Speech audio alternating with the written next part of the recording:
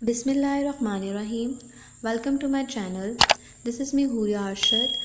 और आज के इस लेक्चर में हम वेक्टर्स एंड इक्विलिब्रियम से रिलेटेड उन एमसीक्यूज़ को डिस्कस करेंगे जो पीपीएससी के पास पेपर में 2011 से लेकर 2020 तक आ चुके हुए हैं, ताकि हमें ये आइडिया हो कि जो नेक्स्ट एग्ज़ाम होगा पीपीएससी का उसमें इस चैप्टर्स इक्विलिब्रियम और वेक्टर से रिलेटेड जो एमसीक्यूज़ आएंगे इनकी प्रिपरेशन कैसे करनी है और हमने इसके लिए कौन कौन से टॉपिक्स को स्टडी करना है। तो स्टार्ट करते हैं हम अपने लेक्चर को। तो सबसे पहले हम ये डिस्कस कर रहे हैं कि हमारे पास क्या एमसीक्यूज़ आया हुआ है वेक्टर्स और इक्विलिब्रियम से रिलेटेड। ये एमसीक्यूज़ आया हुआ है 2020 में, रिसेंटली एग्जाम आया, ये टेस्ट आया, एमसीक्यूज़ आया। The dot product of vectors a 5i - 4j and b is equals to i + j + k where i, j and k are the unit vectors is 1। यानी कि आपने सिंपली a और b का dot product निकालना है। a और b के dot product में हम क्या करते हैं, क्योंकि हमारे पास जो इनका दो सेम एक्सिस में जो वेक्टर होते हैं, यानी कि जो पैरेलल एक्सिस होते हैं, एंगल जब पैरेलल होता है तो कॉस 0 हो जाता है 1, तो इसलिए आई डॉट आई 1 होता है, आई डॉट जे हो जाता है 0, आई डॉट के हो जाता है 0। तो इस वजह से हम सिंपली ए डॉट बी जब करते हैं तो हम 5i को मल्टीप्लाई करेंगे i के साथ और -4j को मल्टीप्लाई करेंगे j के साथ, और k हमारे पास जो इसका z एक्सिस है वो मौजूद ही नहीं है, तो इसलिए वजह से वो 0 हो जाएगी टर्म। हमारे पास आंसर आएगा 5 - 4 इज इक्वल्स टू 1, तो इसका करेक्ट आंसर है। सेकेंड एमसीक्यूज है work done will be 0 when angle between force and displacement d is 90 degree. तो फोर्स वर्क का फार्मूला होता है एफ डॉट डी, यानी कि डॉट प्रोडक्ट है, और F dot D is equals to F D cos theta. Cos जब 90 होता है तो वर्क डन हो जाता है 0। इसके बाद हमारे पास थर्ड एमसीक्यूज है magnitude of 5 Newton and 7 Newton forces can give the resultant of 10 Newton. अब बेसिकली क्या होता है, हमारे पास रिजल्टेंट की दो कंडीशन है, यहाँ तो हम फोर्सेस, दोनों फोर्सेस जो गिवन है उनको एडअप कर लें, और यहाँ जो दो फोर्सेस गिवन है उनको हम सब्ट्रैक्ट कर लें या उनका डिफरेंस निकाल लें। तो जब ऐड करेंगे 12 न्यूटन आंसर आएगा, और जब हम करेंगे इसको सब्ट्रैक्ट तो हमारे पास आ जाएगा इसका आंसर 2 न्यूटन। ठीक है जी।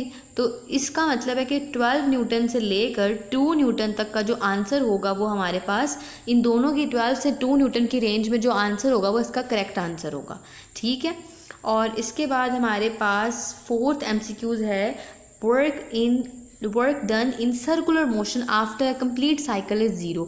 अब जब कोई भी बॉडी सर्कुलर मोशन कर रही होती है तो उसका जो वर्क डन होता है उस कंप्लीट साइकिल का वो 0 हो जाता है। अब 0 क्यों होता है, क्योंकि एक तो वो जो पार्टिकल है या जो बॉडी है वो जब सर्कुलर मोशन में जा रही होती है तो उसकी हर पॉइंट पे डायरेक्शन चेंज हो रही होती है, एक बात। और दूसरी बात कि जो उसकी वेलोसिटी और जो उसका फोर्स यानी कि डिस्प्लेसमेंट और जो फोर्स का रिलेशन होता है, जो एंगल बनते हैं दोनों के दरमियान, वो होता है जी 90 डिग्री। जब 90 डिग्री एंगल होता है तो cos 90 हो जाता है 0। तो जो ओवरऑल कंप्लीट सर्कुलर पाथ होता है, जो कंप्लीट साइकिल होता है सर्कल का, वो हो जाता है 0। इस वजह से इसका आंसर है 90 डिग्री, और 90 डिग्री इसकी वजह से सर्कुलर पाथ हो जाएगा 0। फिफ्थ एमसीक्यूज है a vector is the tensor of rank 1। ये 2015 में एमसीक्यूज है कि जो टेंसर है, वेक्टर की जो रैंक है टेंसर में वो 1 होती है। अब टेंसर क्या होता है, सबसे पहले tensor is generalized form of vector and scalar. यानी कि अगर आपने जनरलाइज्ड फॉर्म में बात करनी कि ये फिजिकल क्वांटिटी वेदर ये स्केलर है या ये वेक्टर है, तो हम जर्नल कह देंगे, जनरलाइज्ड फॉर्म में कह देंगे कि ये फिजिकल क्वांटिटी टेंसर है। अब वो फिजिकल क्वांटिटी जिसके सिर्फ मैग्नीट्यूड हो और जिसकी कोई डायरेक्शन ना हो उसका रैंक 0 होता है, और ऐसे जो हैं रैंक 0 वाले जो हैं इनको हम स्केलर कहते हैं। और वो टेंसर जिसकी मैग्नीट्यूड भी हो और डायरेक्शन भी हो उसकी टेंसर की रैंक होती है 1, और उन्हें हम कहते हैं वेक्टर्स। ठीक है। इसके अलावा हमारे पास है movement of inertia the tensor of rank 2। अब मूवमेंट ऑफ इनर्शिया की टेंसर रैंक 2 क्यों है, क्यों अब हम तो कहते हैं कि मूवमेंट ऑफ इनर्शिया वेक्टर है, लेकिन बेसिकली हमारे पास ये डायड होता है। Tensor is a mathematical way to represent physical quantity dyad. Dyad की रैंक क्या होती है जी, डायड की रैंक होती है 2। अब 2 क्यों होती है, क्योंकि जो मूवमेंट ऑफ इनर्शिया होती है वो एक्स एक्सिस में आगे मजीद फर्दर डिवाइड हो जाता है कि एक्स एक्सिस में इसकी क्या डायरेक्शन है, वाई एक्सिस में इसकी क्या डायरेक्शन है, मतलब मजीद वाई एक्सिस में कहाँ पर इसका ओरिएंटेशन और जी एक्सिस में इसकी क्या ओरिएंटेशन है। ठीक है। तो हमें वो पूरे उसकी 3 जो उसके होते हैं एक्सिस होते हैं उनमें इसकी बताती है डायरेक्शन। तो मूवमेंट ऑफ इनर्शिया का जो टेंसर होता है वो उसकी रैंक हो जाती है 2। और इसके अलावा हमारे पास है 7th MCQ the component of vector p along y axis is p/2 and the angle made by vector with horizontal is 30 degree. ये 2015 में MCQ आया हुआ है। अब इसका फॉर्मूला क्या है कि अब हमारे पास कोई भी वेक्टर है, अगर हमने हमारे पास उस वेक्टर का वाई कंपोनेंट या उसका एक्स कंपोनेंट, जो भी कंपोनेंट गिवन है, फिलहाल हमारे पास यहाँ पर वाई कंपोनेंट गिवन है, तो हम पी वाई लिख सकते हैं, वाई कंपोनेंट ऑफ पी भी लिख सकते हैं। तो P Y is equals to P sine theta. P is basically vector, P Y उसका वाई कंपोनेंट, जो वाई का कंपोनेंट होगा उस वेक्टर का, और साइन थीटा होगा। अगर हमारे पास एक्स कंपोनेंट निकालना हो तो P X is equals to होता है पी कॉस थीटा। तो हमारे पास यहाँ पर फिर आ जाएगा कॉस थीटा। लेकिन हम फिलहाल वाई एक्सिस की बात कर रहे हैं, तो वाई एक्सिस के लिए जो वाई कंपोनेंट है वो p/2 यहाँ पुट करेंगे और p जो है उसका वैल्यू पुट करेंगे। p से p कैंसिल हो जाएगा, 1/2 is equals to sine theta रह जाएगा। जब साइन उधर जाके उस लेफ्ट साइड पे जाएगा तो साइन इनवर्स 1/2 होता है 30 डिग्री। तो 30 डिग्री इसका आंसर आ जाएगा। इसके बाद हमारे पास है 8th MCQs, a body in equilibrium may not have acceleration. अब हमारे पास ये इक्विलिब्रियम की कंडीशन है कि एक तो वो फर्स्ट कंडीशन को सेटिस्फाई करता हो कि बॉडी जो है वो लीनियर मोशन अगर करती है तो वो यूनिफॉर्म एक्सेलरेशन के साथ, या फिर बॉडी रेस्ट में हो तो डेल एफ जो है वो उसका 0 होना चाहिए। और जो सेकंड कंडीशन है कि डेल टॉर, जो उसका जो सिग्मा टॉ है या जो टॉर्क है उस बॉडी का, रोटेशनल मोशन भी वो 0 होनी चाहिए।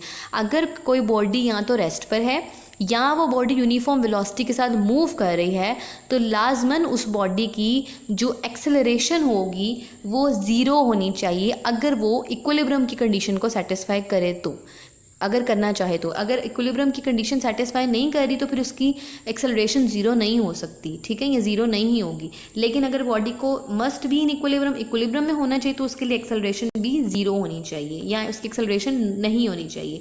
If a body is at rest और rotating with uniform angular velocity the angular acceleration will be 0 and in this case torque acting on a body, torque भी उस बॉडी की हो जाएगी 0। ये हमारे पास सेकेंड कंडीशन है इक्विलिब्रियम की। 9th MCQs है force of 3 Newton acts perpendicular to the force of 4 Newton. Their resultant has magnitude of 5 Newton.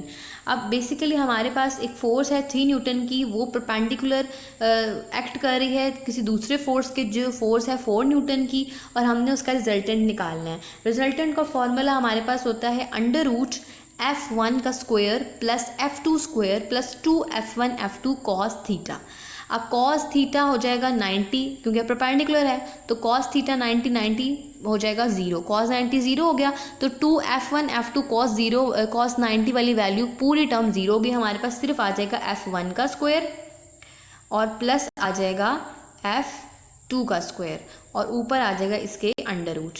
तो हमारे पास जो F1 है दैट इज़ 3 का स्क्वायर और 3 बिकम्स 9, 3 स्क्वायर 9 और 4 स्क्वायर हो जाता है 16, दैट बिकम्स 25 और 5। और अगर हम जर्नल भी किसी रिजल्टेंट की बात करें तो अगर हम x और y कंपोनेंट की बात करें, यानी कि अगर हम ax लेते हैं, वेक्टर a का x कंपोनेंट और वेक्टर a का y कंपोनेंट, तो इन दोनों का हम अलग अलग स्क्वायर लेते हैं, ax square plus ay square under root करते हैं तो हमारे पास a आ जाता है, यानी उस वेक्टर का मैग्नीट्यूड आ जाता है। तो अगर आपने मैग्नीट्यूड निकालना है तो उसका जर्नल फॉर्मूला भी यही होता है। 10th MCQ से the rotational analog of force in linear momentum is torque. जो रोटेशनल एनालॉग होता है फोर्स का वो होता है हमारे पास टॉर्क। जैसे हमारे पास जनरली वेलोसिटी होती है, लेकिन हम एंगल में बात करते हैं उसको, जब सर्कुलर मोशन में बात करती हैं उसका रोटेशनल एनालॉग बात करते हैं तो एंगुलर वेलोसिटी हो जाता है, ठीक है। इस तरह से जैसे हमारे पास मैस होता है तो अगर उसका एनालॉग निकालना हो तो मैस का एनालॉग हो जाता है इनर्शिया। इसी तरह से हमारे पास जो रोटेशनल एनालॉग फोर्स का होता है वो हमें क्या बताता है, टॉर्क, क्योंकि जो फोर्स होती है वो हमें लीनियर एक्सेलरेशन के बारे में बताता है, जबकि जो टॉर्क होती है वो हमें एंगुलर एक्सेलरेशन के बारे में बताता है। तो एंगुलर एनालॉग जो फोर्स का है वो है टॉर्क।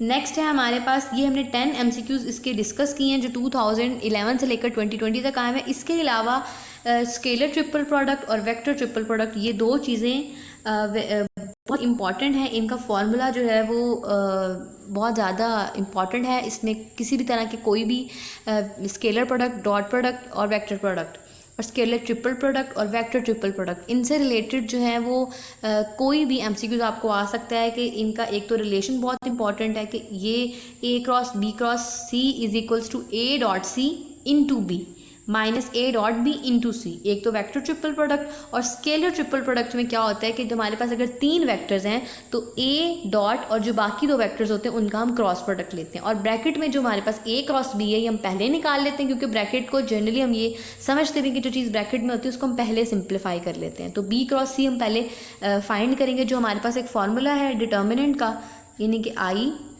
और यहाँ आ जाएगा जे, और यहाँ आ जाएगा के।